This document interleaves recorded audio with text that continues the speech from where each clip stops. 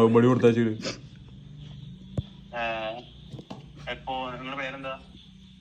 പേരിലാണോ പ്രശ്നം?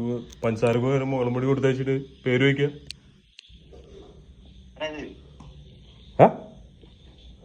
പഞ്ചസാരക്ക് പകരം മുളകുംപൊടി കൊടുത്തയച്ചു. നിലത്തിക്കടാ.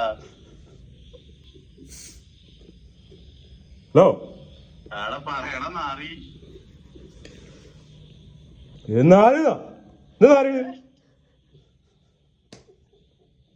ആര്യാ?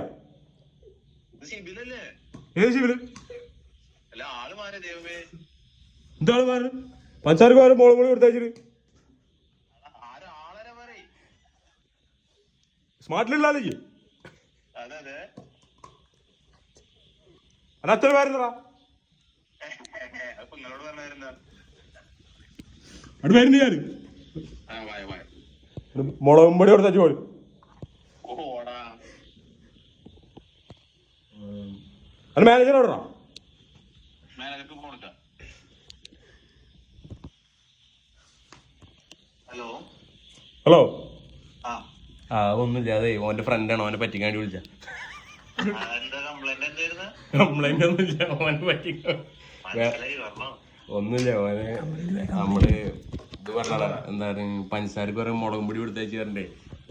പഞ്ചസാരക്ക് വരെ മുളക് പൊടിയല്ല, പാക്കിങ്ങിന്റെ പ്രശ്നമല്ലേ. അപ്പൊ ഒരു മെയിൽ അയച്ചാൽ മതി, എന്റെ പേരും ഡീറ്റെയിൽസ് ഒക്കെ വെച്ചിട്ടേ. ഓക്കെ. എന്ത് പേരെന്താ അവന്റെ? എന്റെ പേര് കൃഷ്ണദാസ്. അല്ല, എന്താ കൃഷ്ണ. Okay okay.